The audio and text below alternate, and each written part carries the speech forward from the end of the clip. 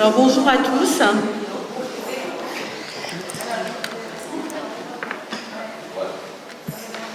Alors je voudrais tout d'abord remercier le GREC et en particulier Matteo Majorano et Marie-Thérèse Jacquet de m'avoir invité à ces journées sur l'extrême contemporain. J'ai travaillé pas mal sur la réception de la littérature française et surtout de la littérature française d'aujourd'hui aux États-Unis, et donc c'est vraiment intéressant pour moi d'avoir l'occasion de voir ce qui se passe en Italie. Et donc je vous remercie encore de cette invitation. Alors je suis sûre que vous connaissez tous notre premier intervenant, Marc Dandre, professeur émérite à Paris 3 et fondateur du CERAC, le centre d'études sur le roman des années 50 contemporain, qu'il dirige avec Bruno Blankmann. Donc Marc Dandre est à l'origine spécialiste de Roger Nimier, et il a peu à peu consacré une partie de ses travaux à des auteurs plus proches de nous, dont de nombreux qui sont immédiatement contemporains. Alors je ne vais pas vous faire la liste de tous ces travaux, mais je vais quand même en mentionner certains qui sont récents. Alors donc Marc Dandre a publié en 2012 le cahier de Lerme sur Roger Nimier. Il a aussi dirigé un volume sur les écrivains minimalistes 1979-2003, donc aux presses de la Sorbonne Nouvelle. Et il est l'auteur de deux ouvrages à paraître. Le directeur de deux ouvrages à paraître. L'un en novembre 2013, Mémoires occupées, fiction française et Seconde Guerre mondiale, et l'autre en 2014 pour l'engagement critique, et ce sont les actes du colloque de l'abbaye de Fontevraud de 2012. Je vais donc laisser la parole à Marc qui va nous parler aujourd'hui de Philippe Villain. Merci. Cette présentation est certainement trop flatteuse, et j'espère que le sujet et le traitement de ce sujet ne vont pas démentir cette biographie un peu effectivement favorable.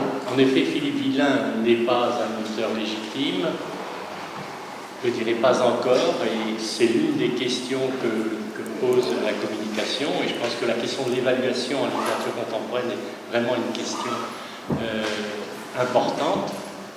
D'autre part, Philippe Villain est connu par des débuts scandaleux, étant donné que son premier livre était issu d'une liaison avec Annie Ernaux, et que, évidemment, les référents ont été immédiatement identifiés. Donc, il y a ces deux éléments-là qui pèsent sur mon sujet, mais il se trouve que le sujet qu'aborde essentiellement et de manière obsessionnelle Philippe Villain, eh ce sont les relations amoureuses, et donc j'ai pensé que pouvait être intéressant de parler. Depuis maintenant une bonne quinzaine d'années, en 9 romans confessions, c'est ainsi qu'il les appelle maintenant, Philippe Villain raconte, exécute des variations sur les relations amoureuses, jalousie, plaisir, etc. La thématique transparaît dans les distinctions littéraires qu'il a obtenues, puisqu'il a obtenu un prix François Mauriac de l'Académie française en 2007, un prix Jean Frostier récemment, et entre deux, un prix en Italie, Scrivere per Amore, le prix de Vérone, et ce qui justifie d'autant plus le sujet d'aujourd'hui, si je puis dire. En tout cas, ce prix confirme que l'œuvre entre les ancêtres Mauriac et Frostier trouve reconnaissance dans l'exploration des sentiments. Est-ce dans cette perspective que cet ensemble de volume publié chez Gallimard puis chez Grasset, devient l'objet de recherches universitaires, en particulier à l'étranger, d'articles et d'observations théoriques. Né en 1969, Villain a consacré 2 petits livres à Marguerite Duras, mais il ne marque pas de déférence particulière à l'égard du nouveau roman. 2 autres de ses essais portent sur l'autofiction. Ils sont assortis de longs entretiens avec Serge Dubrovsky, Philippe Lejeune et Philippe Solers. L'auteur montre donc un certain penchant pour la théorie. Docteur de littérature française contemporaine, il n'éprouve pas de sentiment mêlé à l'égard de l'université. Il ne veut ni s'en distinguer, ni s'y distinguer, sachant toutefois ce que veut dire une posture dans le champ littéraire. Simplement, écrire, selon lui, doit s'associer à une certaine recherche. Ces quelques coordonnées posées, on aura compris que le travail de Philippe Villain prenne place ici dans la ronde des sentiments. Ceci, loin d'être fantomatique dans ses livres, il règne tranquillement, ou intranquillement quand même, au centre, sans que la réflexion théorique et philosophique y soit mineure ou au contraire envahissante. De plus, ces fictions et confessions, bien que liées au deuil et à l'absence, présentent les linéaments d'une construction, de l'étreinte en 1997 à la femme infidèle en 2013. Elle témoigne d'un devenir dans le contexte du XXIe siècle commençant. Alors pour traiter ce sujet, bien que je sois éduqué en France, je ne vais pas faire 3 parties, parce que je suis allé à l'étranger, donc je vais faire 4 parties. Alors je vais d'abord dégager le sujet même de la séparation, toutes ces fictions autour de la séparation, puisque vous n'êtes pas censé connaître ce que j'ose appeler l'œuvre de Philippe Villain, pour essayer ensuite, dans un deuxième temps, de les situer comme art métaphysique. Ensuite, j'essaierai de voir comment se pratique cette recherche indéfinie de sens qui pourrait s'interpréter comme une éthique de l'attente.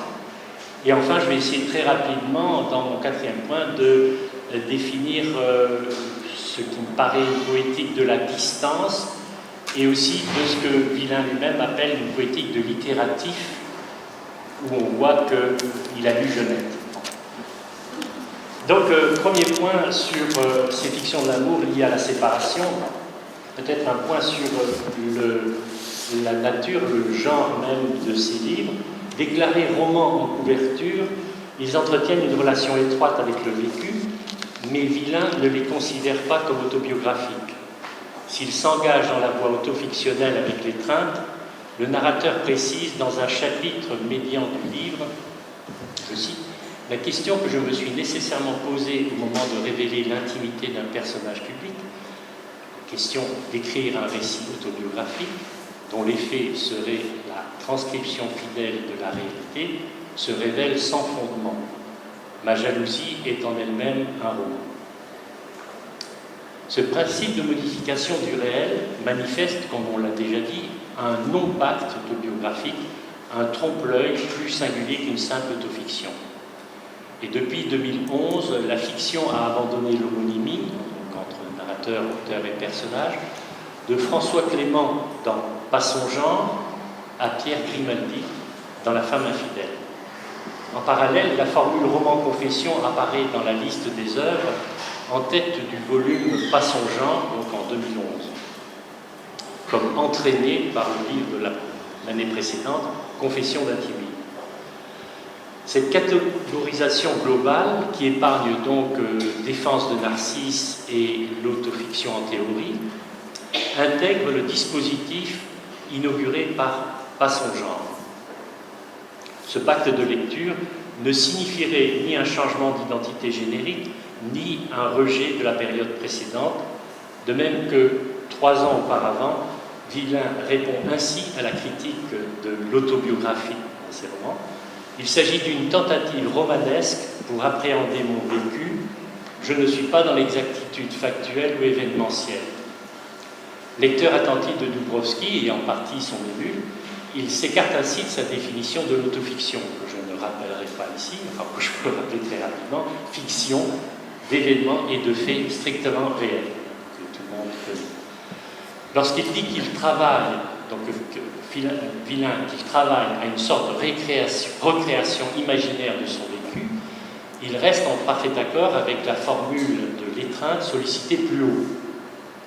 L'abandon récent de l'homonymie viendrait-il du procès intenté contre l'autobiographie? Je cite son explication de 2003. La mémoire, je cite, qui fictionne à ma place l'histoire de ma vie, lui fait donc refuser de transposer ces histoires-t-il en véritable roman. Un point est acquis au moins, son écriture porte sur sa propre histoire et toute écriture du sentiment se situe chez lui dans une ligne de fiction. On voit que Lacan n'est pas là. Donc, à l'époque de truisme et des particules élémentaires, Philippe Villain avait fait une entrée mouvementée en littérature en raison du personnage Annie Ernaux, que j'ai évoqué tout à l'heure. Mais il a poursuivi son projet, non sans le défendre avec énergie, considérant le fait d'écrire comme un métier et non comme une activité soumise au souci d'établissement social. Fidèle à une thématique, il ne dévie pas de son chemin. Si le timide peut écrire sans paradoxe, la fiction sert à me dissimuler, le narrateur de Paris l'après-midi confirme le thème dont sont issus les livres et leurs variations. Aussi, je me demande à quoi mènent les liaisons, les histoires mêmes, les vies communes en général, si ce n'est le plus souvent à une séparation.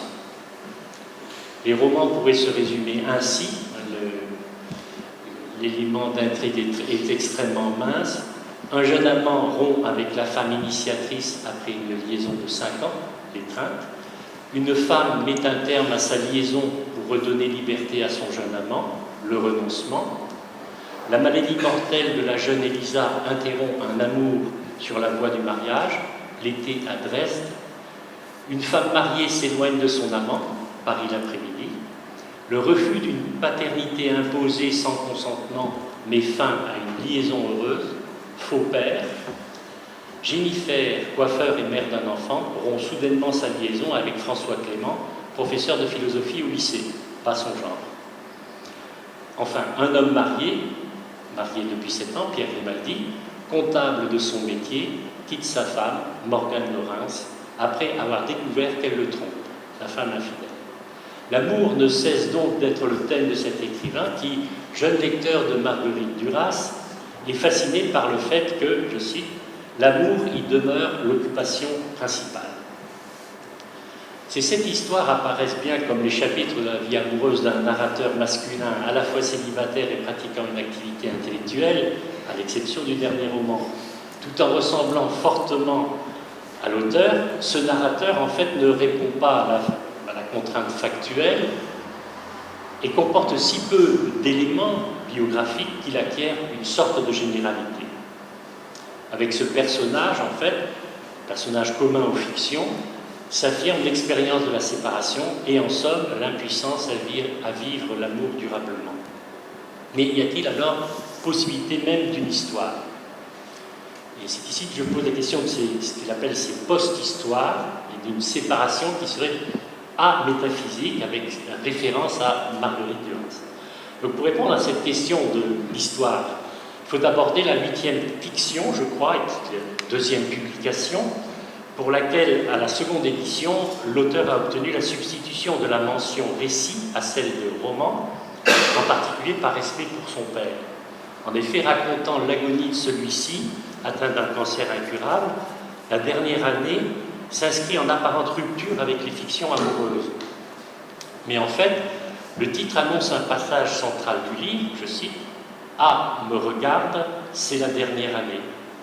Cette citation à double niveau, c'est la dernière année, intègre une parole de l'auteur Annie Ernaux, A désignant non pas l'amant de passion simple, mais l'AE de l'étreinte. La phrase faisant d'elle l'auteur du titre, ce second livre s'affirmerait donc comme le jumeau du premier, car le geste du titre transcende l'anecdote, dans la mesure où le père, lecteur de Passion simple, a joué initialement un rôle dans la rencontre. Ainsi se construit un espace singulier de l'amour. Si A.E. a fait très tôt son deuil d'une grande histoire d'amour partagé, alors que son jeune amant voit dans l'amour, je cite, un engagement, l'implication d'un partagé total de l'être, des désirs, des préoccupations, les deux amants sont tous deux éloignés de ce que vit le père à travers l'amour de sa femme. Je cite, une évidence radicale qui se traduisait par un don total et effrayant de lui-même.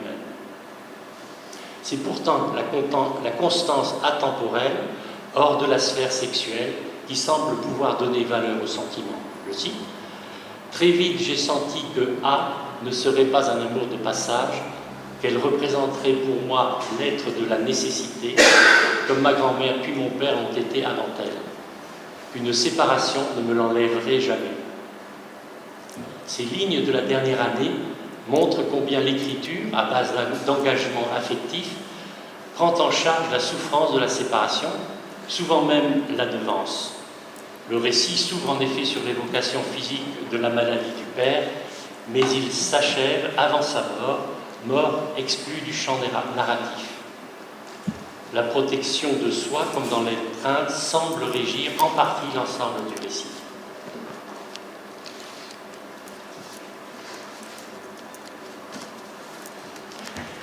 Cette position ne détourne pas le narrateur de l'étreinte de se projeter dans un avenir lointain quand la mémoire sera susceptible de tout restituer.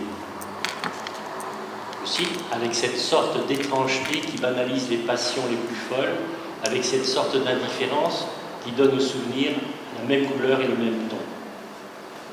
C'est la même étrangeté que redoute l'amant dans l'étreinte quand le couple se sera désassemblé et qu'il ne peut être attendu de l'écriture qu'une simple prolongation. Notre histoire ne s'achèvera pas à la fin de ce livre, mais lorsque ces mots auront quitté mon corps et me seront devenus totalement étrangers. Que peut devenir alors l'être de la nécessité dont il était question? Dans Le Renoncement, autre roman, le troisième, si je me souviens bien, Catherine fait le choix douloureux de se séparer du narrateur dont elle est amoureuse et à son insu, elle tente de se suicider. Elle veut se déposséder pour se préserver de lui de belles images et laisser à sa jeunesse la pleine liberté de s'épanouir.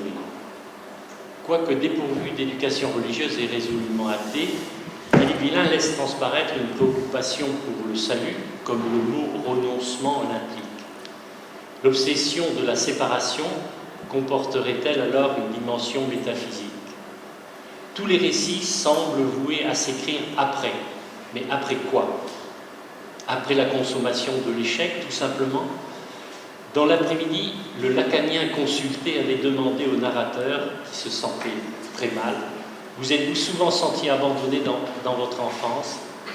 Le narrateur avait alors compris qu'en une minute, je cite, pourquoi il écrivait avec tant de hargne depuis l'adolescence, comme si le roman familial pouvait tout expliquer. Mais à la fin, l'auteur emploie le terme de post-histoire pour distinguer le roman de l'histoire sentimentale, celle qui s'achève avec Flore Janssen. Comme l'être de la nécessité, toute histoire d'amour relèverait alors d'un passé fondamental qui ne se limite pas à l'enfance. Quand le narrateur affirme qu'il est entré dans sa post-histoire, c'est en raison et au nom d'une métamorphose qui suppose la possibilité d'une sortie hors du cycle de l'échec. Jamais plus je n'aimerai comme j'avais aimé avant elle, peu à peu, je suis entré dans ma post-histoire. Il pourrait y avoir ici la postulation d'un salut sans que pour autant on doive y percevoir quelque spiritualité. Ce serait donc avant quelque chose que le narrateur se situe. Est-ce simplement avant une renaissance de l'amour, avant un bonheur espéré? C'est la possibilité même d'une histoire qui se trouve interrogée dans tous ces livres, marquée par l'absence de l'action et par l'inaction, comme l'été 80 de Duras, dont le romanesque, selon Villain, se fonde paradoxalement, je cite, sur la base même d'une absence de rapport au monde, d'une proscription de ce rapport. Ses propres livres, à Villain, reposeraient peut-être sur ce principe amétaphysique. Que devient alors la recherche de sens dans mon troisième point? Quelle que soit l'idéalisme perceptif du narrateur et des personnages, les sentiments de ces anti-héros relèvent le plus souvent de dispositions réputées peu élevées. Lâcheté, indécision, indétermination, égoïsme, cynisme, chez cet auteur qui par ailleurs ne se préoccupe pas de transgression. Pour saisir chez lui la représentation des sentiments, voyons comment il s'y prend pour aborder de tels sujets dans un roman confession comme Confession d'un timide, moins proche du pôle roman que du pôle essai. La nature hybride de l'ouvrage, reflétée par le titre, recouvre un essai dans la lointaine filiation d'un Montaigne entre vie et expérience livresque. Villain part du constat que la timidité n'existe guère en tant que telle dans le domaine classique, d'Aristote à Hume. Se référant à cette culture philosophique et littéraire comme un corpus toujours valide, il privilégie pour la suite les œuvres romantiques, non sans solliciter Proust, le philosophe Alain et des auteurs vivants. Il relie le phénomène de la timidité à l'émergence de l'individualisme, incarné dans Le Mal du siècle et décrit par Benjamin Constant, autre écrivain admiré. Les sentiments et comportements humains font partie d'une histoire et les romans de Philippe Villain enregistrent sur un mode stylisé un état de la culture et des savoirs. Confession d'un timide intègre par touches successives des phénomènes culturels qui structurent les mentalités et actions contemporaines. Notions communes de psychiatrie et de psychanalyse, banalisation de leur usage à travers les divers médias, à travers l'Internet, etc. Dans les romans, ce double niveau de l'initié et du profane se retrouve par exemple dans le dialogue difficile et finalement impossible entre les amants de pas son genre. Un agrégé docteur de philosophie parisien rencontre une coiffeuse avide de magazine People et l'histoire romanesque. C'est ainsi que François Clément fait l'expérience du déterminisme historique et social qui pèse sur l'amour, précisément parce qu'il a prétendu y échapper en choisissant sa partenaire à rebours de son milieu intellectuel. Et ce qui est valable pour lui ne le paraît pas moins pour elle. Je cite, « J'en vins alors à considérer le malentendu qu'est l'amour, la trahison qu'il induit, et à songer que Jennifer n'était peut-être sortie avec moi que pour des motifs similaires, pour se valoriser, se distinguer des siens, elle aussi. » Aussi le lecteur passe-t-il sans heurts de Confession d'un timide à pas son genre. Les sentiments appellent une description de sensations et perceptions, une petite sociologie du quotidien à partir de bribes de savoir. Mais si François Clément enseigne la philosophie dans un lycée du Nord, comme le héros de La Dentelière, Philippe Villain n'a pas pour but de montrer, après Pascal Lenné, quelques vérités dérivées des sciences humaines. Il n'espère pas davantage pouvoir développer une architecture intellectuelle. Il se situe dans un après-Proust, après une littérature romanesque, je cite, « entendue comme fabrique réflexive d'une histoire, lectrice d'un savoir moral sur l'homme et la société, et partant d'une pratique classique de la littérature. » Pour l'auteur de la Confession d'un timide, comme pour la plupart des narrateurs, ici François Clément, il s'agit toujours de chercher à comprendre pour maîtriser des phénomènes de sensibilité, mais chacun se trouve dans une situation de non-savoir. Ces deux données complémentaires caractérisent l'ensemble des fictions. Donner du sens à mon histoire, dit pourtant le timide dès le début de sa confession. Ce mouvement anime toute narration chez Philippe Villain. Tant revient le mot « histoire » associé au pronom personnel de la première personne du singulier et du pluriel. Mais dès lors que comprendre importe beaucoup plus que raconter, il n'y aura guère d'histoire à proprement parler, ni donc de romanesque à ce niveau-là. Avec La femme infidèle, la banalité de la topique sentimentale est affichée dès le titre et assumée par l'épigraphe empruntée à une chanson d'amour d'aujourd'hui. Ce roman de 2013 incorpore les apparences communes, voire triviales, de l'histoire d'amour dans une réflexion sur sa signification. Ce n'est pas du rêve qu'il est question, ni même de sa disparition, mais d'un sens à donner quand le rêve se brise. Ce que Pierre Grimaldi comprend d'un mariage qu'il persiste à considérer à la fin comme heureux, c'est bien, dit-il, qu'il s'agit de la seule histoire qu'il a vécue, mais aussi que les années de son mariage étaient passées sans qu'il s'en aperçoive, sans moi, pour ainsi dire. La prise de conscience demande des mois pour s'imposer, Ce recentrement sur soi se trouve aussi à la conclusion de Pas son genre, bien que l'échec de la liaison soit expliqué par l'aliénation sociale. Dans les deux cas, comprendre l'histoire du sentiment permet d'accéder à une forme de liberté, peut-être, de même que dans Faux Père, le narrateur observe à la fin du roman: il me semblait que la déception ne serait rien à côté du sentiment de délivrance que déjà je ressentais. Essayer de faire le récit, de constituer et en passer une histoire, ainsi s'élabore après coup, dans La femme infidèle, une modeste conquête de soi, mais ce mouvement paraît marquer une évolution. En est-il ainsi, en effet, dans les livres moins récents? Il semblerait plutôt que le récit personnel contienne toujours sa propre morale et son deuil face à la souffrance, à la disparition ou à la responsabilité, comme il arrive dans Le renoncement. Réfugié depuis 8 ans dans le travail et le mariage, le narrateur connaît la solitude et une forme d'échec, sans parvenir à oublier l'aventure avec Catherine.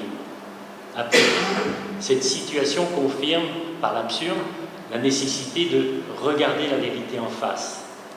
L'obligation morale contraint le narrateur à affronter la révélation de sa culpabilité, annoncée par la phrase de l'adole de Benjamin Constant, l'épigraphe: la grande question de la vie, c'est la douleur que l'on cause, et la métaphysique la plus ingénieuse ne justifie pas l'homme qui a déchiré le cœur qu'il aimait.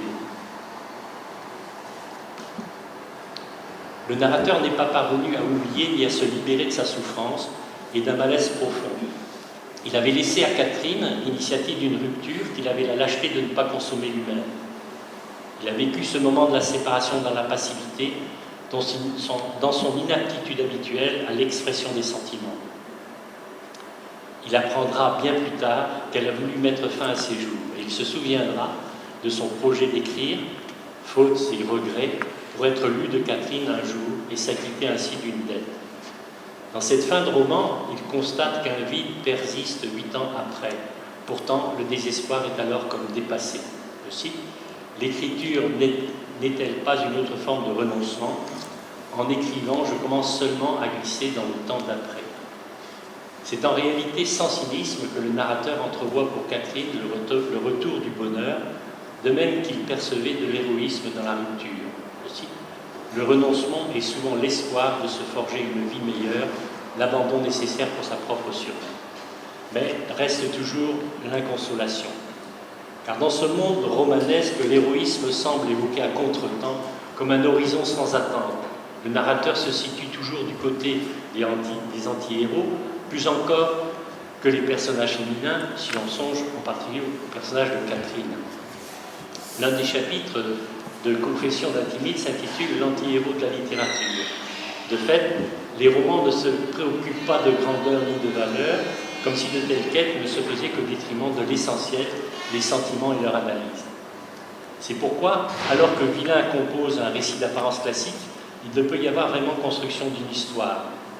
On serait donc tenté de définir négativement cette esthétique: pas d'événements ni d'aventures, ou si peu, pas d'invention remarquable, peu de description sociale, pas d'évocation puissante. Si le narrateur se met en quête d'une histoire passée ou en passe de l'être, l'écriture de cette recherche produit des effets de disparition ou d'effacement. Le narrateur existe dans la neutralité, tout comme le personnage. Quels que soient les éléments biographiques, et ils sont rares, sauf là encore dans La femme infidèle, le dernier roman, ils ne réussissent guère à individualiser narrateur et personnage. On ne s'étonne pas que Villain soit sensible au romanesque de l'inaction chez Moravia, dans L'ennui. Il le conçoit davantage comme l'attente, selon André Breton, qu'il cite, la fameuse phrase « Indépendamment de ce qui arrive, n'arrive pas, c'est l'attente qui est magnifique ». Et il écrit « Condition même de son romanesque, l'attente pour produire des images et fabriquer de la fiction ne doit pas connaître sa destination, son lieu d'abordage, l'objet de son occupation. Elle doit rester pure attente, dans l'ignorance de ce vers quoi elle tend. » Villain fait porter le romanesque sur le retour des interrogations et sur l'énigme des sentiments, sur la tension de la conscience et l'obsession d'un horizon. Pour autant, le roman ne s'adosse ni à un système ni à un caractère, et c'est ainsi que la voix peut entraîner la participation du lecteur et que le narrateur-personnage est le contraire d'une abstraction. Enfin, donc, brièvement, une poétique de la distance et de l'itératif. Observons d'abord comment le premier livre prend rétrospectivement valeur préfacielle pour l'œuvre en tout. Dans l'incipit de l'étreinte, l'écriture se lance sous le signe du malaise et de la mort, à l'ombre d'une grande devancière et d'un illustre aîné. Le musée Flaubert, visité par le narrateur en compagnie d'AE, est aussi celui de l'histoire de la médecine. Et dans cette première page, on voit décrit avec précision un fœtus dans du formol. Venu par association, l'autre scène, celle-ci bucolique et familiale, présente un père et un fils pêchant dans la Seine. Elle s'immobilise finalement sur l'image de la tête morte du poisson, desséchée par le traitement au formol que lui administre le père. Hommage au romancier de l'impassibilité, la description se passe de tout signe affectif, en accord avec la froideur du narrateur face au fœtus, face au bocal. Je suis resté devant quelques minutes. Je ne ressentais rien, ni plaisir, ni dégoût. AE ne me regardait pas. Elle tournait autour du petit perroquet empaillé dont Flaubert s'est inspiré pour rédiger Un cœur simple. Un moment, le narrateur semble comme interdit au cours de cette visite, en compagnie d'un être dont l'identité se limite aux initiales. Après le premier essor narratif, le second paragraphe s'impose en contraste par sa brièveté. La première phrase, en forme d'hémistiche, « Nous nous sommes quittés hier », répond en chiasme à l'alexandrin de l'incipit. « Hier, nous avons visité le musée Flaubert ». Elle dévoile partiellement le « nous » tout en démasquant l'indifférence apparente du narrateur, ou plutôt, elle entraîne le décrochement vers le métatextuel. La référence au formol, déjà répété, culmine à la dernière ligne du passage pour définir l'écriture comme exigence à l'intérieur d'une tradition. Villain trouvera dans la séparation le sujet privilégié de ses romans, et cette vie des sentiments, il la maîtrisera par l'écriture en se gardant de tout pathos. Dans ce récit inaugural d'une séparation, une première constante esthétique du projet littéraire se fait jour, la distance. Villain dit ailleurs, la véritable littérature la plus puissante, la plus exigeante aussi, me semble être celle qui considère son objet à distance, celle la plus éloignée de l'expression, qui se pratique sans complaisance, sans empathie, sans connivence avec le lecteur. De l'auteur de Passion simple à celui d'Un cœur simple, une généalogie s'esquisse dès le premier roman. Si l'entreprise consiste à saisir des moments, l'écrivain exige, je cite, l'objectivité et la distance nécessaires pour les expliquer, les fixer définitivement, comme l'action du formol sur la chair. L'écriture s'affirme dans la distanciation, ou en tout cas dans l'écart. Faut-il seulement comprendre qu'elle transposera le réalisme d'un Flaubert dans le domaine de l'analyse de soi et des sentiments, avec une écriture au scalpel, ou, Annie Ernaux dirait comme un couteau, ce serait négliger que l'étreinte se veut avant tout un hypertexte de fragments autour de Philippe V et de Passion simple, ou encore une ambibiographie ou mimobiographie.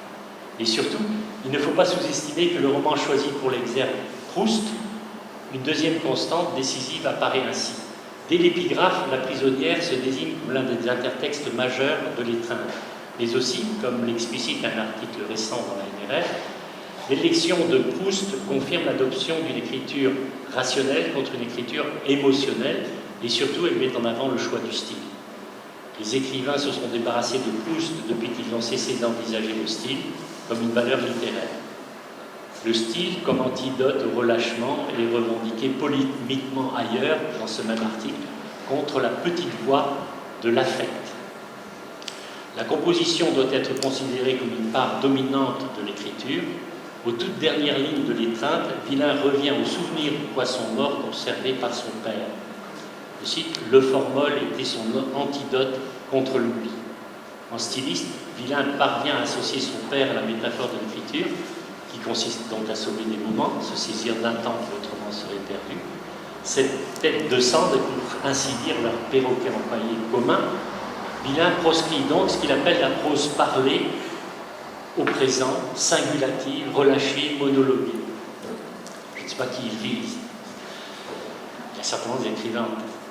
Positivement, cela donne une défense de ce qu'il appelle littérativité et qu'il définit ainsi mode majeur, littératif, qui décrit mieux à notre époque, qui, à mon sens, décrit mieux notre époque, rend mieux l'impression de vitesse, de récurrence et de récursivité, de concrétion et de répétition, et qui, en s'énonçant, ne cesse de se rappeler à lui-même dans toutes ses dimensions. Ce n'est pas seulement une partie du passé que convoque l'itératif, mais c'est le passé dans sa globalité, dans sa répétitivité même, de l'autrefois jusqu'à maintenant, jusqu'au moment de l'écriture. On est bien au-delà du simple recours au temps de l'imparfait. Dès lors, en lecteur admiratif de l'été 80, mais aussi d'Adolphe, et Constant peut rejoindre là Duras, Villain vante très logiquement leur classique et leur concision, leur intelligence et leur simplicité. Pour conclure très brièvement, ou ne pas conclure, le colloque sur les intermittences du sujet, écriture de soi et discontinue, 1913-2013, a réservé cette dernière demi-journée à Philippe Villain. Demi-journée qui doit prendre la forme d'un ouvrage. Serait-ce une consécration précoce pour ce défenseur de la littérature épigonale? C'est son expression. Villain paraît peu contemporain par ses références et à la fois paradoxalement, selon son analyse, le contemporain même d'une littérature conditionnelle. L'épigonalité consiste à prendre en considération les apports de la tradition du nouveau et à assumer librement d'autres filiations choisies. L'intertextualité sous ses diverses formes et appellations occupant la littérature. Ce n'est pas un hasard si Villain voit dans l'écriture parlée de Duras la conséquence de sa première manière, comme son essence, et s'il en retient finalement, je cite, un style à part entière, clairement distinct de la masse. Quant au sentiment, Philippe Villain en a peut-être le goût jusqu'à l'obsession. En tout cas, cette obsession confine parfois à l'absolu. Merci.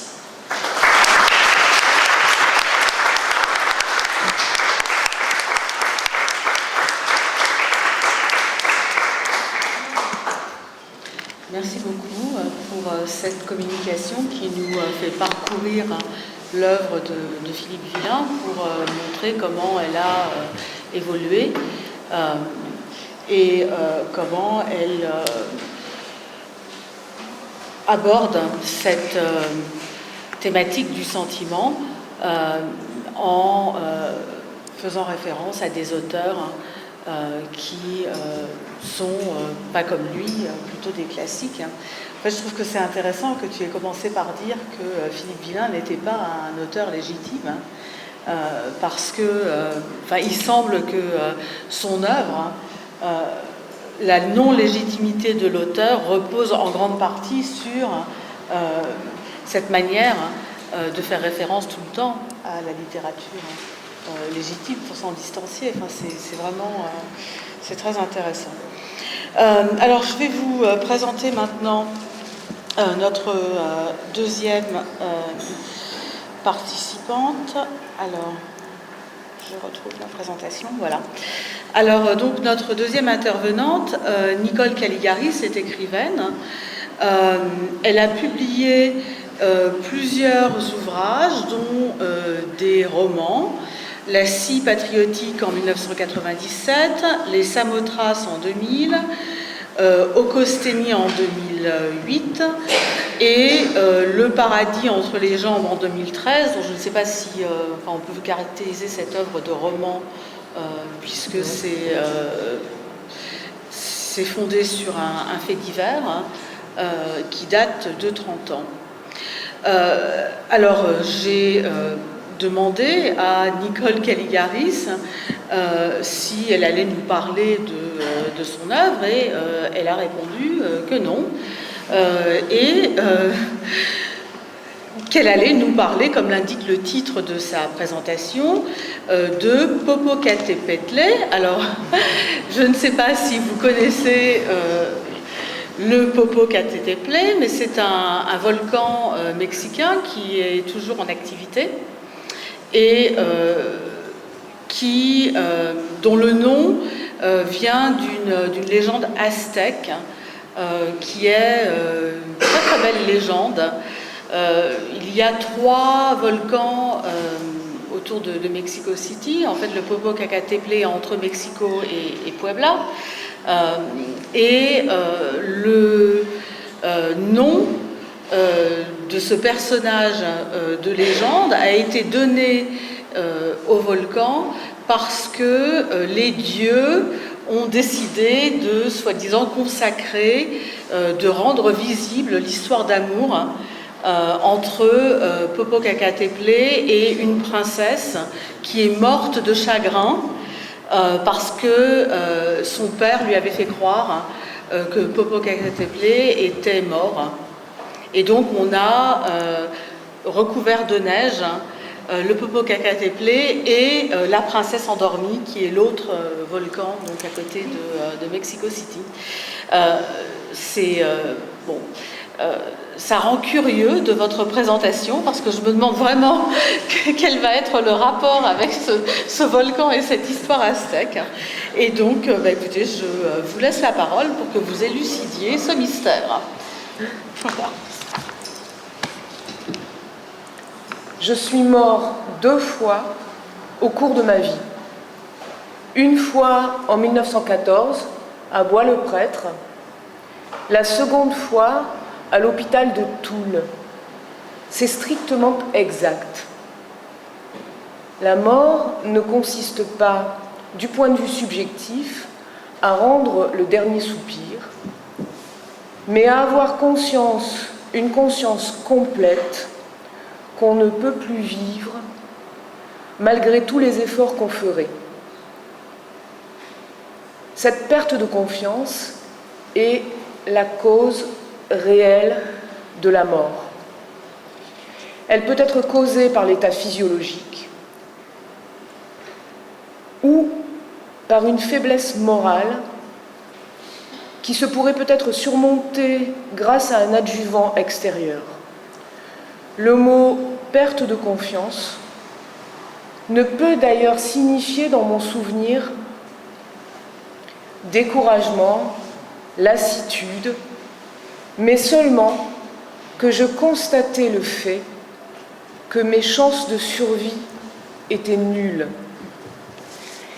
C'est un récit qui est fait par Gus Boffa, l'illustrateur de presse, qui a été blessé mortellement pendant la guerre de 14-18, donc à cet endroit qui est un lieu d'une bataille absolument sanglante à Bois-le-Prêtre.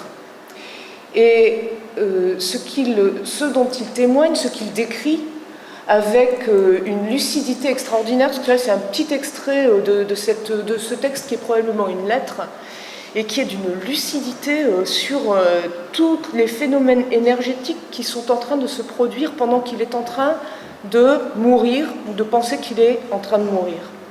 Et puis évidemment, puisqu'il l'écrit, bien sûr, il va s'en sortir, ce qui lui permet de raconter ça. Et ce qu'il dit, c'est-à-dire au-delà du découragement, au-delà de la lassitude, la certitude que la mort l'a emporté sur toutes les possibilités de la vie, sur ses retournements, sur ses hasards, sur ses chances. Ça me semble très proche de ce que les pères du désert considéraient comme un péché capital, justement pour cette raison, parce que la mort a vaincu, et qu'ils appelaient l'acédie. Cette négligence de soi et cette négligence de tout, qui est une sorte de désespoir, mais au-delà même du découragement, un affaissement dans la mort gagnante. Ce que je cherche en littérature, c'est le mouvement inverse de cet affaissement. Je cherche en littérature ce mouvement inverse de la mort. Ça n'a pas de rapport avec la thématique, ça n'a pas de rapport avec la noirceur, ou le rose, ou je ne sais quoi, ou les thèmes, l'amour, l'histoire d'amour de Popocatépetl avec Ixcha, je ne sais pas prononcer le nom du second volcan. C'est pas du tout pour ça, bien sûr, que j'ai choisi ce titre. La thématique n'est rien. La thématique, c'est juste des lieux où exercer l'écriture. Non, c'est en termes d'énergie. En termes d'énergie, qui est une dimension capitale de la littérature. En termes de souffle, en termes d'amplitude, encore une fois, d'élan, de force vive. Et je considère cet aspect au plan qui peut dépasser le plan d'une existence singulière, celle de Gus Boffa, blessé pendant la guerre de 14, mais qui prend aussi un sens collectif et politique. Le sentiment, puisqu'on parle de sentiment, tiens, ça tombe bien, ce sera le seul moment, la seule fois où je vais prononcer le mot sentiment. Le sentiment d'épuisement de toutes les possibilités de la vie et l'écrasement du changement, de la métamorphose, du mouvement. Donc c'est ce que je vais chercher, l'inverse. No se puede vivir sin amar. C'est le leitmotiv qui constitue dans le roman de Malcolm Lowry, Au-dessous du volcan, qui donne son titre à mon intervention. Ce No se puede vivir sin amar, c'est le leitmotiv qui vient en répond à deux prières, à une double prière prononcée par le consul, personnage principal de Au-dessous du volcan. Et le consul prie: accordez-moi de descendre plus bas, apprenez-moi à aimer, et accordez à Yvonne son rêve, une vie nouvelle avec moi. L'espoir d'inverser la mort. Pour le consul, un consul qui est déjà dans la mort est programmée dans ce roman, la mort du consul. Un consul qui est complètement happé par sa propre chute, par son désastre personnel et essentiel même. L'espoir d'inverser le mouvement de la mort tient non pas à l'amour perdu ou suspendu d'Yvonne. Il ne dit pas qu'on ne peut pas vivre sans amour, sans l'amour de quelqu'un. Il dit qu'on ne peut pas vivre sans aimer. L'espoir d'inverser le mouvement de la mort tient à la régénération de la possibilité d'aimer. Et c'est ce que je vois dans la construction du roman de Malcolm Lowry et dans le sens du voyage des trois personnages au-dessous du volcan, qui est aussi un voyage. Le volcan, évidemment, a une importance clé, puisque c'est la puissance colossale de ces très vieux volcans directement raccordés au foyer incandescent de la Terre, qui a l'effet magique, peut-être, de régénérer la vitalité des hommes. Et c'est, pour moi, le sens du roman de Malcolm Lowry. Le consul, c'est un personnage qui est du côté des ténèbres, qui est lié aux ténèbres. L'alcool, qui est un instrument pour lui à la fois de connaissance, de vertige et de chute, le relie à cette obscurité de l'homme. Et c'est, pour moi, c'est ce que vient ponctuer la roue, la grande roue, la giostra, le manège, qui vient au cours de toute l'errance et du parcours du consul, apparaît de façon régulière ce manège qui vient redire et redire encore que le consul tourne du côté des ténèbres, que le consul est dévoyé de la vie. Il erre, ivre dans l'espace, il délire, donc il erre dans le temps, dans plusieurs moments de sa vie, dans les souvenirs avec Yvonne. Et par-dessus tout et avant tout, il erre dans le langage. Il est un état magique de l'homme qui est relié à un monde de signes qu'il s'efforce d'interpréter, mais dont il produit une interprétation erronée parce que ces signes, il ne les comprend pas. Alors ces signes, c'est la fresque des amants, par exemple, qui revient aussi plusieurs fois dans le roman. C'est une pancarte qui est plantée dans les jardins publics et qui dit la chose suivante. Alors là, pardon, mais l'espagnol, là, je ne parle pas trop bien espagnol du tout même, et donc, pardon pour l'accent, je vais essayer quand même de vous le faire. Le gusta este jardín que es suyo, evite que sus hijos le destruyan. Dont le consul, en se trompant, c'est l'erreur, l'errance, invente une traduction aberrante. Vous aimez ce jardin? Pourquoi est-il à vous? Nous expulsons ceux qui le détruisent.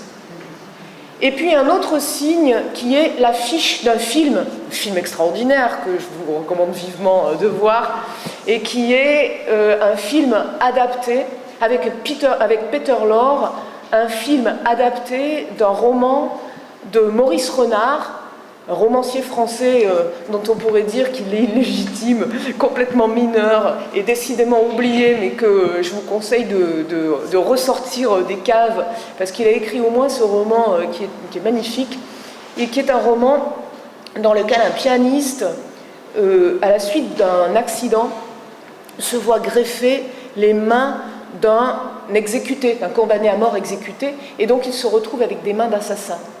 Le titre du roman en français, évidemment, c'est Les mains d'Orlac, et le titre des affiches du film dans le roman de Malcolm Lowry apparaît comme ça, de la même façon, de manière régulière, c'est Las manos de Orlac. Et ces signes convergent, y compris dans leur interprétation erronée, justement pleine d'erreurs, convergent à signifier au consul que tout est joué, que c'est fini,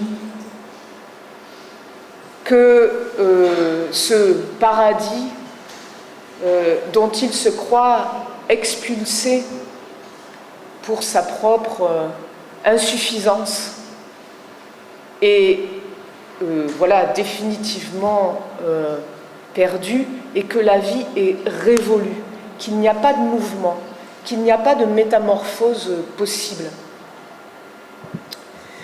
Et qu'on est donc que le mouvement, c'est une fixité ou une répétition, ou ce mouvement aberrant de la roue, c'est-à-dire le tour constant sur soi. La fin de l'homme, donc, d'autres éléments de la composition du roman de Malcolm Lowry viennent poser cet état,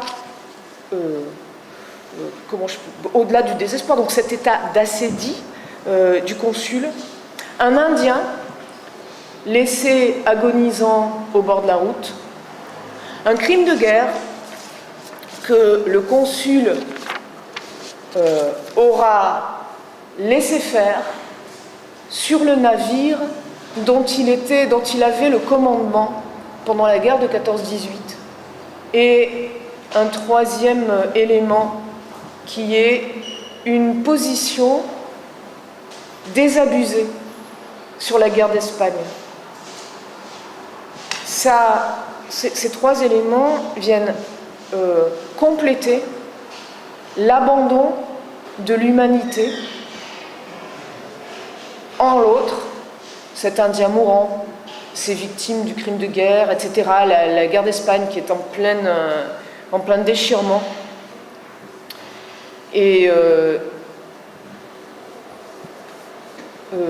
l'abandon de l'humanité dans l'homme, c'est vraiment une dimension collective, une dimension d'engagement politique, philosophique, mais politique aussi. Selon la formule impeccable de Stig Dagerman, le destin de l'homme se joue partout, tout le temps. Donc, dans cet affaissement, il y a un abandon du destin de l'homme.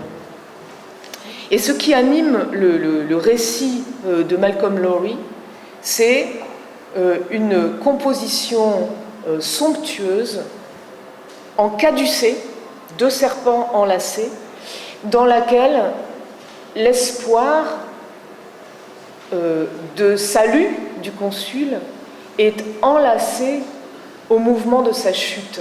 C'est une spirale qui est portée par Yvonne et patronnée par le Popocatépetl et qui va vers l'espoir et qui est constamment enlacée dans la construction de Malcolm Lowry à la spirale, la contre-spirale qui est celle du consul et qui, elle, entraîne vers la barranca, le ravin dans lequel finissent les carcasses de chiens et, comme vous savez, dans lequel finira le consul, car c'est le mouvement de la chute ici qui va l'emporter. La littérature est ce voyage vers le Popocatépetl, vers la puissance archaïque des grands volcans, pour la régénération de la vie, pour la régénération de la possibilité d'aimer, qui est l'humanité de l'homme, et qui est l'amour régénération, qui est l'amour vie nouvelle, comme l'a baptisé Dante une fois pour toutes. Et Malcolm Lowry, d'ailleurs, a dû y penser, parce qu'en fait, il pensait faire une trilogie, Enfer, Purgatoire et Paradis, dont il n'a pu tenir que l'enfer. Je devais, au préalable, m'expliquer nettement le but, l'utilité, la nécessité de mon œuvre, et m'éprendre ainsi, pour elle, de cet amour véritable, ardent, vivifiant, faute duquel le travail ne marche pas. C'est Nicolas Gogol qui revient dans Confession d'un auteur sur l'écriture difficile, difficultueuse des âmes mortes. Et dans cette réflexion de Gogol, il établit une conjonction entre l'amour ardent, l'amour véritable, vivifiant, qu'il ressent pour son œuvre, et la nécessité de son œuvre. Et ça me pose quelques perplexités. Tout d'abord parce que la nécessité d'un livre pour son auteur, c'est un paradoxe. La littérature avance, l'écriture littéraire avance sur le vide. Elle est idiote. C'est une entreprise complètement idiote, inepte. D'abord parce qu'elle est inutile, et davantage encore parce qu'elle est injustifiée. Il y a une différence entre la tradition orale, dans laquelle le conteur se fait le relais d'un patrimoine collectif, et à chaque version d'un même conte, il y a un enrichissement et une régénération, une revivification de ce patrimoine collectif. Mais la parole, elle appartient à ce fond commun. Et celui qui parle est le relais de cette parole commune, de ce patrimoine commun. l'écrit change ça. Et il place l'auteur de l'écrit, l'écrivain donc, il place l'écrivain au bord du vide, au bord de la falaise. Parce que non seulement l'écrivain fait ça aussi, il relaye un patrimoine collectif et il reprend des récits antérieurs, mais lui, ce qu'il fait, c'est qu'il constitue une parole singulière dont il est lui-même l'origine. Et cette parole singulière, il a l'ambition d'en composer la trace persistante. Et rien, mais rien ne vient justifier cette ambition. Rien ne justifie l'entreprise littéraire, sinon cet engagement, ce rapport d'amour, c'est-à-dire s'éprendre de son livre, non pas pour des raisons de boucle, de plaisir intime, mais parce que c'est là, c'est dans cette force vive-là qu'est la ressource collective, la ressource de la force collective de rester vivant, de se tenir vivant.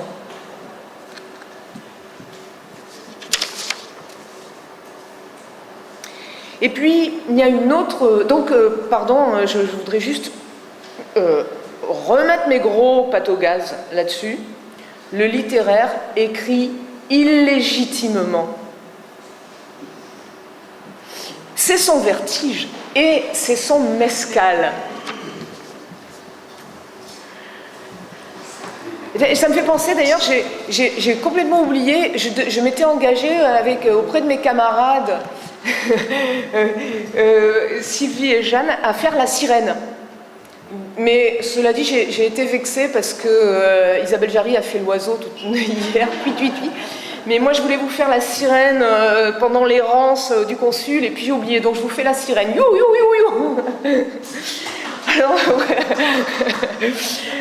Alors, nécessité pour l'auteur, nécessité de son livre, c'est un paradoxe, mais il y a aussi un autre paradoxe dans la phrase de Gogol qui dit « au préalable, il fallait m'expliquer la nécessité de mon livre ». Mais il n'y a pas de préalable, il n'y a aucun préalable. C'est dans l'écriture que se vit cette ardeur, c'est dans l'écriture que se vit cette expérience de s'éprendre, cette expérience de vitalité intense. C'est pas avant, il n'y a pas de préalable. L'écriture, c'est toute l'expérience. Il n'y a pas d'autre expérience autour, avant, en rapport avec le réel, en rapport avec le vécu. C'est pas ça. C'est l'écriture, l'expérience. Et ce que fait l'écrivain, c'est que il tente de faire se produire l'écriture. Et c'est ça sa fascination. Et c'est ça qui le happe entièrement. Dans le dernier livre que j'ai publié, Le paradis entre les jambes, je réfléchis sur le rapport de Francis Bacon à ses modèles. Parce que Francis Bacon dit qu'il ne peut pas faire le portrait des gens qu'il aime en leur présence. Il peut faire leur portrait à partir de photos, mais il ne peut pas faire leur portrait en leur présence. Il dit qu'il est inhibé, que ça l'inhibe. Et il donne un prétexte que moi je trouve peut-être un faux prétexte. Il dit qu'il ne veut pas les défigurer en leur présence. Mais moi je ne crois pas que Bacon défigure ses modèles, et je crois que Bacon ne croyait pas qu'il défigurait ses modèles.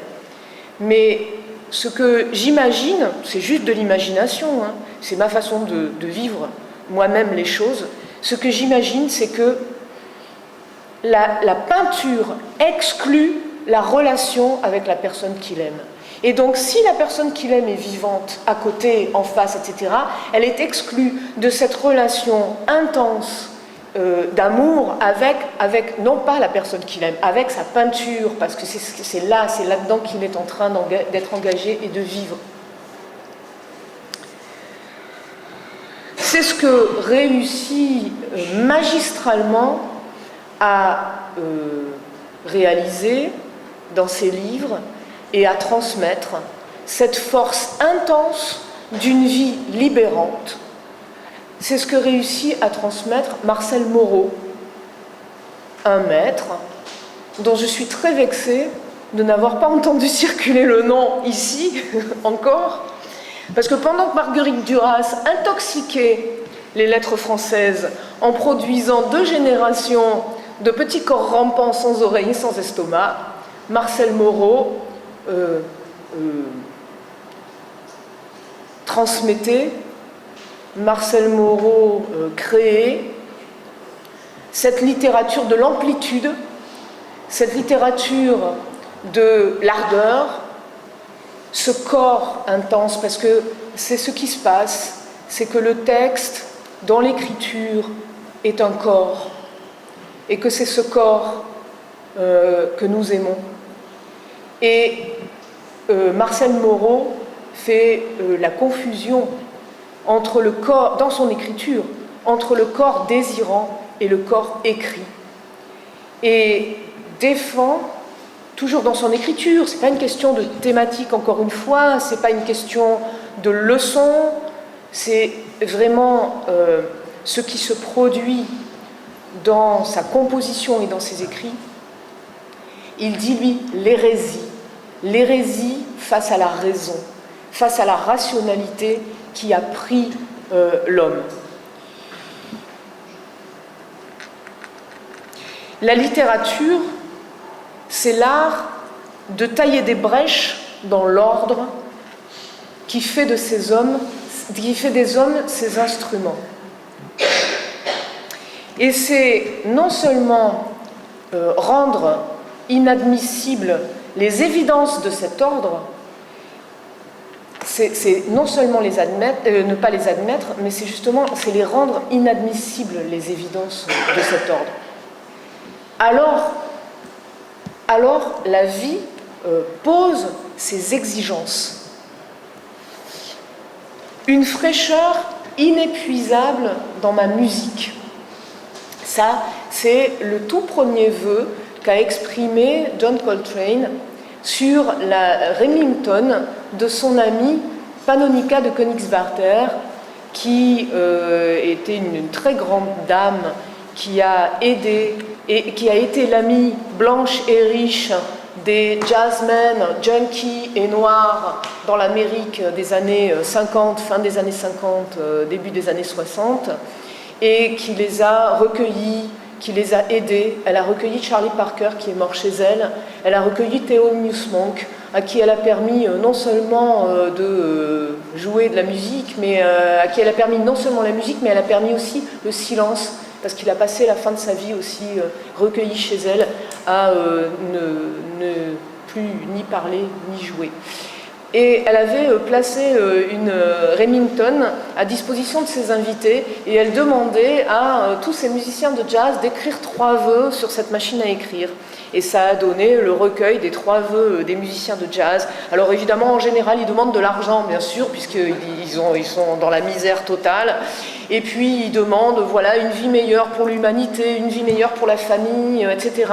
Miles Davis place en premier vœu être blanc. Et John Coltrane, lui, en tout premier vœu, il est l'un des rares d'ailleurs à faire un vœu musical, et son tout premier vœu, c'est une fraîcheur inépuisable dans ma musique. Et il est là, ce jardin dont le consul de Malcolm Lowry s'est cru expulsé. Cette fraîcheur d'une part, et surtout l'inépuisabilité de cette fraîcheur dans l'écriture. Moi, j'entends la voix de Malcolm Lowry prononcer derrière Coltrane le même vœu, une fraîcheur inépuisable dans ma littérature, dans mon écriture. C'est ça qui nous fait marcher. On sait bien que c'est un paradis, c'est-à-dire qu'on n'y sera pas, on n'y arrivera pas.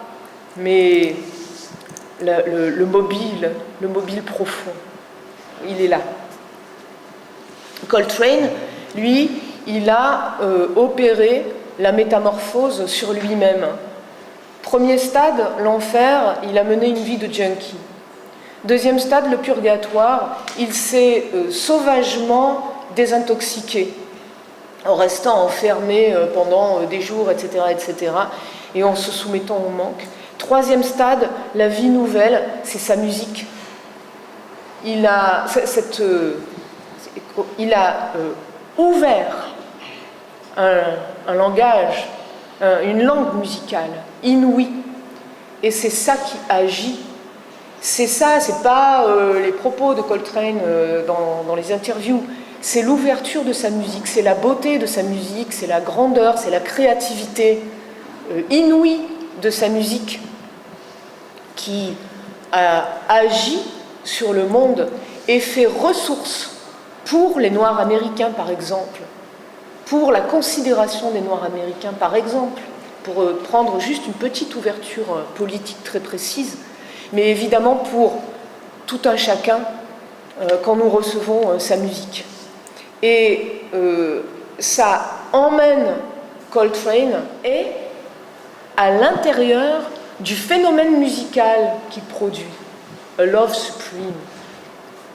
Lui, il relie ça, tout comme Albert Ayler, tout comme Pharoah Sanders, tous ces musiciens qui ont relié ça à l'aspect spirituel de leur musique, hérité d'ailleurs de Bhishmiya Khan, de la musique indienne, qui est une musique mystique, qui est une musique spirituelle. Mais moi, pour le moment, je me contenterai de placer cette vie nouvelle, cette tentative de vie nouvelle dans l'écriture. Et à présent, on a fait le voyage de Gus Boffa dans la mort, du caducée vers l'espoir et vers la chute de Malcolm Lowry, de l'emportement de Gogol, Ravissement, et de Marcel Moreau, de l'exultation de Coltrane, parce que c'est ça l'exigence de la vie. L'exigence de la vie, c'est d'exulter, de déborder. Et ce que vous dites, comme vous vous l'êtes dit, mais à présent, vous vous dites que je n'ai pas parlé tellement de sentiments, et vous avez raison. Et j'écris, sans doute, si j'écris, c'est parce que je ne sais pas parler sentiments. Et puis vous vous dites aussi, mais je n'ai pas parlé de mes livres. Et là encore, vous avez raison, je n'ai pas parlé de mes livres. Qu'ai-je à dire de mes livres? Par la force des choses, l'auteur ne peut pas parler de ses livres. Il ne peut que témoigner de leur origine, parce que c'est ce qu'il est.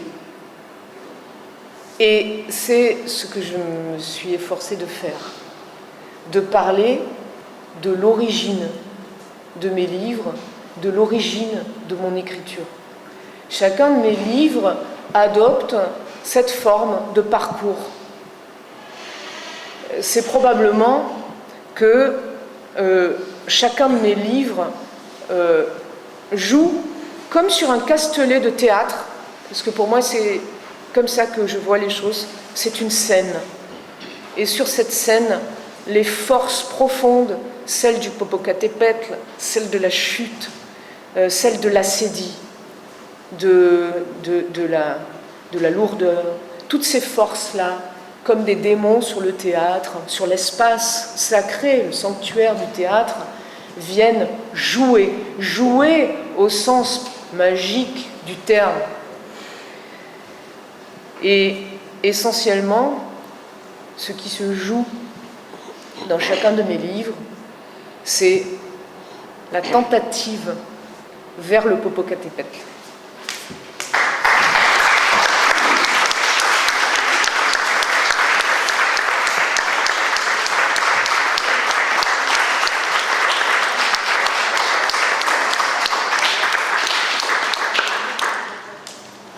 Et merci Nicole Caligaris pour cette présentation riche sur votre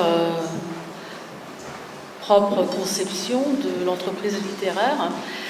Alors, je vais ouvrir le débat à la salle si vous avez des questions pour nos deux intervenants.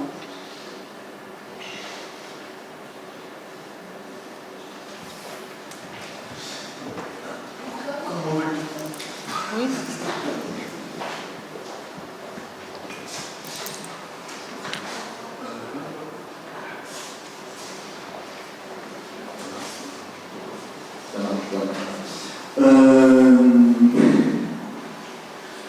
Pour rajouter beaucoup plus sur l'interminable débat et qui est sans fond et sans fin à propos de la légitimité, etc. Je pense que, comme ça, je pense qu'il y a une, je sais pas, dans la littérature telle que tu en parles, je pense que toute personne qui se reconnaît dans la définition qu'on donne fait de la littérature. Les autres, ils font autre chose. Voilà. Qui peut très bien. Ronald fait autre chose. Parce que les mains dans l'air, c'est la plus belle chose, c'est son pic. Mais c'est l'idée que l'écriture est son propre événement et que dans cet événement-là, il y a quelque chose qui est un accès aux profondeurs incandescentes de la Terre, cette espèce de vision profonde et injustifiable, etc. Tout ce que tu as défini, c'est, voilà, il y a dans les livres qui s'écrivent, dans le nombre de livres qui s'écrivent, il y a ceux qui sont écrits avec cette définition-là, avec ce souci-là, puis ceux qui sont écrits sans ce souci. Et alors après, ça veut pas dire, si on a ce souci, ça veut pas dire on réussit. Voilà. C'est-à-dire que je me reconnais profondément dans ce souci-là, mais je ne sais pas si je réussis. Par contre, voilà, le souci là. C'était une bonne question, mais c'était très bien cette définition.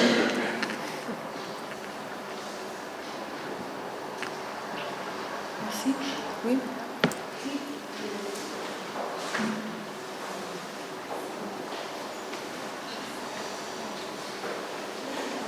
Merci à tous les deux. Une question peut-être, Nicole, Flore de Marcel Moreau. Est-ce que on n'a jamais parlé ensemble, est-ce que l'œuvre de Claude Louis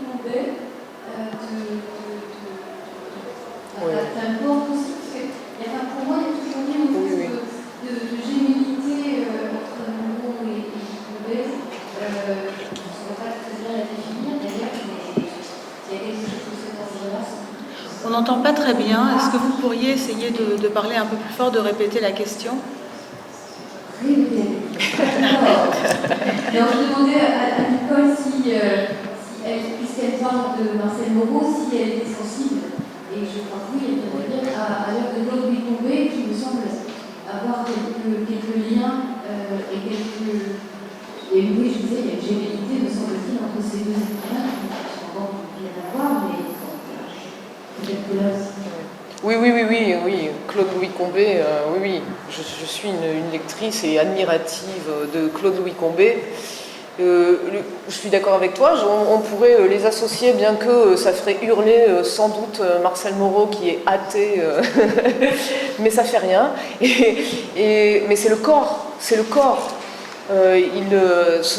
sont des écrivains de la chair. Et leur langue, leur écriture se fait chair, si je puis dire.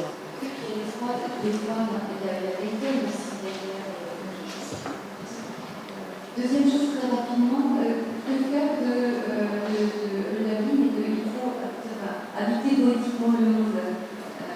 Dans cette manière d'être au monde, par l'écriture,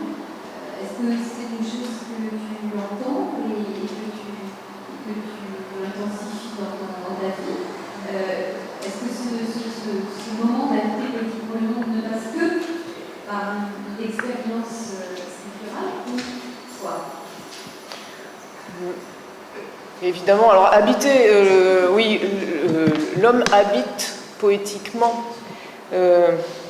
Mais évidemment, après, on ne sait plus du tout ce qu'on peut entendre par ce poétiquement. Poétiquement, c'est-à-dire en créant.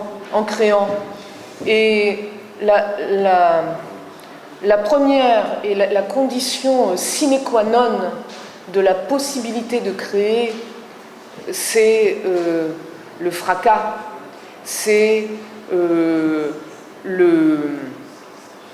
l'introduction de cette brèche, de cette faille dans les évidences, dans l'ordre tel qu'il est posé.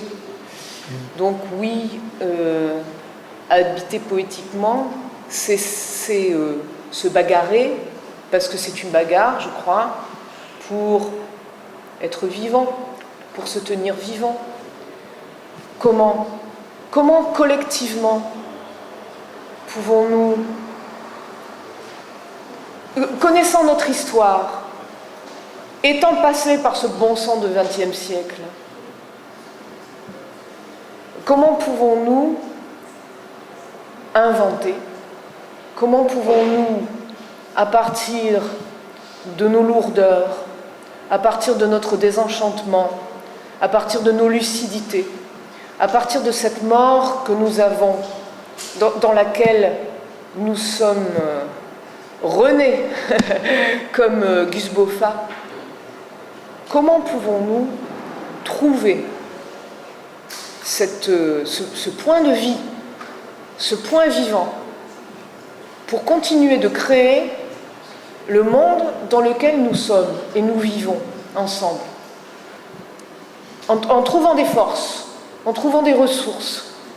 Et oui, la littérature, c'est pas juste les questions que pose la littérature à la littérature. La littérature, c'est une action. C'est une action sur le monde. Maintenant, c'est pas une action parce qu'on va écrire une belle phrase politique et puis par conviction vis-à-vis du lecteur, c'est pas ça.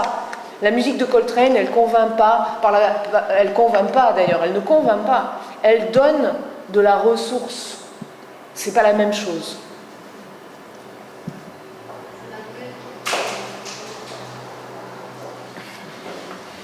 Oui, Michael. Comment formuler cette question? Parce que là, tu viens d'ajouter une autre loupe à la réflexion. Mais la question, au fond, je pense que c'est ça, c'est pas un souci, peut-être, une inquiétude, mais est-ce que dans cette manière d'envisager ou de vivre l'écriture et le fait littéraire, est-ce qu'il y a quand même une sorte de double opération de faire en sorte qu'il y ait une sorte d'afflux vital, de rejoindre quelque chose, ou de créer que la créativité soit, comme tu l'as écrit, de manière saisissante, avec des exemples très frappants. Est-ce que l'écriture ne doit pas, ou ne comporte pas souvent pour survivre en quelque sorte, on survit à l'écriture, une sorte une deuxième dimension, enfin une deuxième partie de l'opération, qui est d'élucidation, ou en tout cas peut-être pas de contrôle, mais je ne sais pas, de création justement de formes qui seraient aptes à perpétuer le geste ou ce qui est vécu dans l'acte de la création. Alors, je crois entrevoir quelque chose, mais je ne sais pas si j'ai bien compris les deux branches. Parce que, oui, de la façon dont j'en ai parlé, et en particulier à propos de Marcel Moreau, il peut y avoir l'idée d'une effusion. Et c'est vrai que Marcel Moreau, et moi c'est ce que j'aime aussi dans sa langue et dans sa littérature, c'est que c'est une littérature de l'effusion. Mais l'écriture, c'est aussi la construction et la composition. Et oui, enfin pour moi en tout cas, c'est pour ça aussi que là par exemple, en fait, j'ai fait une forme. Et c'est ça l'écriture. Et la forme, elle est traditionnelle. L'enfer, le purgatoire et le paradis. Les 3 stades de la métamorphose, c'est un canon traditionnel. Donc, il y a à la fois le relais du patrimoine et à la fois, oui, ce vécu. Mais encore une fois, ce vécu, il est absolument pas seulement dans les fusions, et parfois il n'est pas dans les fusions du tout. Il est aussi dans la projection d'une forme. Ça fait complètement partie de l'amour de l'écriture.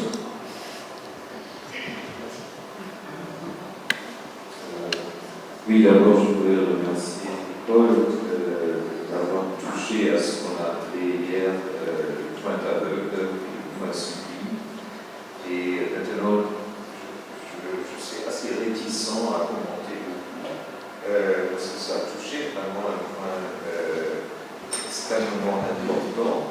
Je voudrais partir de cette très belle présentation à l'exemple de Marc D'Andre, pour lui poser la question, si j'ai bien compris, à une des réponses de Nicole, elle parlait de la littérature comme une action sur le monde. Alors, est-ce que, dans le sens de cet ensemble, de cette somme des sentiments qui est un certain élan vital de la littérature, tu trouves quelque chose de ce genre chez Philippe Villain, ou est-ce que c'est vraiment complètement différent comme la première distinction qui a été faite, qui a été reprise par Jérémie? Je crois que c'est effectivement tout à fait différent, et je crois que ça marque aussi les limites de son entreprise littéraire, dans la mesure où il n'y a pas un affrontement direct avec le monde.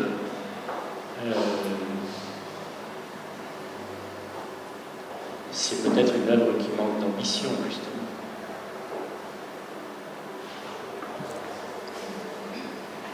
J'aimerais aussi vous poser une question. Je suis assez frappée par une certaine anxiété taxonomique vis-à-vis de l'œuvre de Gauguin. J'ai été un peu frappée par ce qu'on peut appeler une anxiété taxonomique vis-à-vis de l'œuvre de Philippe Villain. Et je me demandais si c'est vraiment si important que ça pour comprendre son pacte de lecture. Autofiction, non-autofiction, finalement vraiment biographique. Ça me semblait décrire tout à fait ce qu'il fait.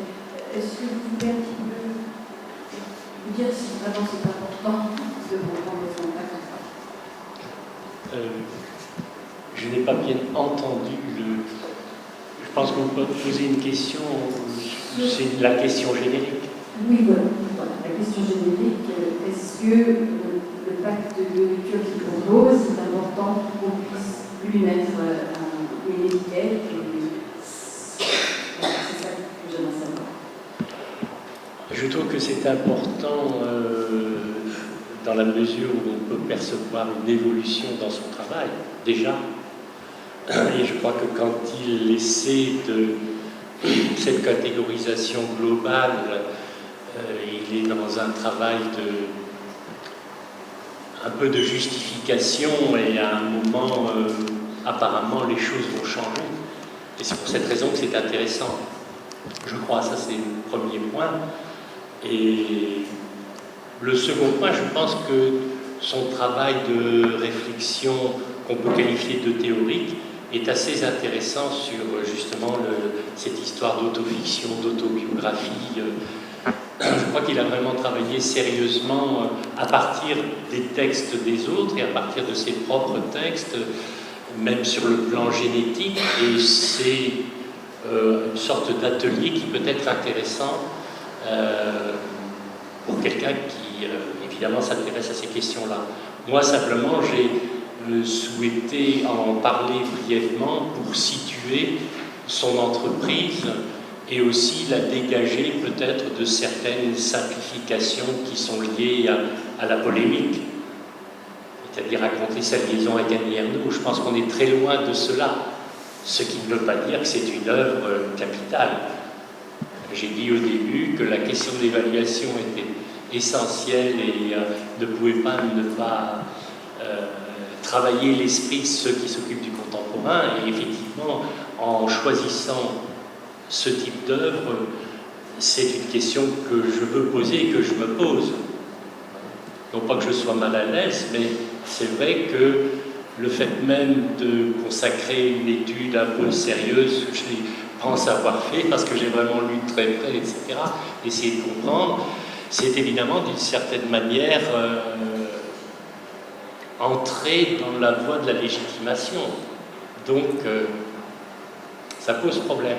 Mais c'est justement au moment où un auteur comme Philippe Villain est sur le point d'acquérir cette légitimité par l'université qu'il faut en parler, puisque avoir une demi-journée dans un colloque d'ensemble sur les écritures du mois, et ensuite avoir un volume consacré à soi, bon, c'est autre chose que simplement les prix littéraires qu'il a pu avoir, et qui en soi ne sont pas déshonorants. Même si on peut trouver que le voisinage dans certaines listes, le voisinage de certains lauréats jette un peu le soupçon. Voilà. D'autre part aussi, il y a derrière ce questionnement les relations un peu troubles qui tendent à s'instituer quelquefois entre l'université et les écrivains vivants, entre la formation universitaire des écrivains et la reconnaissance par l'université de ces mêmes écrivains. Je veux dire que quelqu'un qui a bien pénétré les arcanes, ce qui n'est pas vraiment très difficile, peut miser sur une reconnaissance parce qu'il connaît les choses de l'intérieur. Donc, ça entre aussi dans cette interrogation, et je fais ma position est en quelque sorte ce qu'on aurait appelé en politique de l'entrisme. C'est-à-dire que je ne suis pas là pour le légitimer, mais plutôt pour dire que oui, c'est intéressant, mais ce serait plutôt ma position.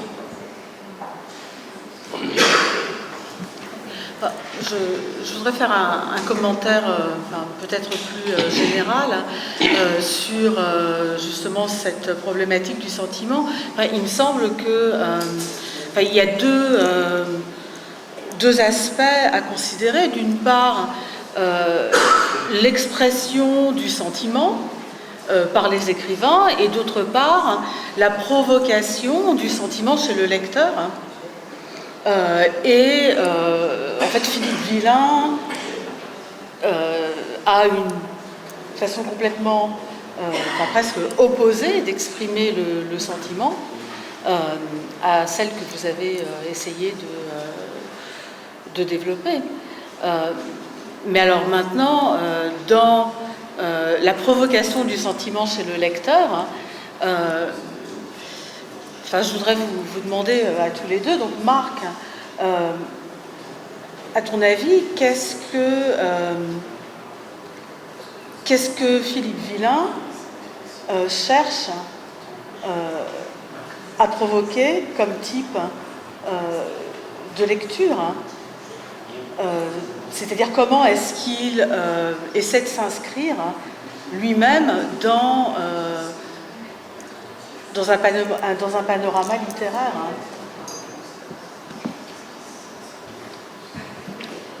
Je ne sais pas s'il... Bon, il cherche à s'inscrire dans un panorama littéraire dans la mesure où il parle de littérature épigonale, considérant que, effectivement, l'intertextualité est une question qui apparaît sans arrêt, même dans le choix des écrivains, puisqu'ils sont conscients des formes qu'ils utilisent, qu'ils en parlent. Bon, par exemple, Jean Echenoz qui choisit plusieurs modèles qu'il traite à sa manière, etc. Donc, c'est une question assez difficile. Ce qu'il cherche à provoquer comme participation. Oui, c'est-à-dire que je pense qu'il y a des postures, en fait, d'écrivains, et que, c'est là que moi j'ai un peu un problème avec votre conception de la littérature, parce que vous dites les thèmes, c'est pas important, c'est pas ça la littérature, mais enfin quand même la littérature c'est bien dire quelque chose, non? Alors comment Est-ce que c'est dire quelque chose? Est-ce que c'est dire quelque chose ou est-ce que c'est faire quelque chose? Même dans la vie normale, on dit toujours quelque chose de la littérature, je pense que c'est autre chose, non? C'est autre chose. Oui, mais c'est faire quelque chose. C'est faire quelque chose avant tout. C'est faire quelque chose. C'est-à-dire au sens de créer quelque chose. Les deux, au sens de créer quelque chose, mais au sens aussi d'agir. C'est faire quelque chose. Ok. Alors, est-ce que vous pouvez, par exemple, comment est-ce que vous pouvez prendre un de vos livres et nous dire comment ce livre agit? Ben non, je peux pas. Évidemment que je peux pas. Bien entendu. C'est pas une formule. Vous voyez, je travaille avec des élèves ingénieurs, donc c'est pas compliqué. Vous avez une machine, vous mettez un input et vous calculez l'output. Eh bien, je ne fais pas ça. Donc, je peux pas dire comment mon livre agit, évidemment. Mais évidemment que je peux pas. Mais vous pensez qu'il agit? J'espère qu'il agit. D'accord. J'espère qu'il est une action et j'espère qu'il agit.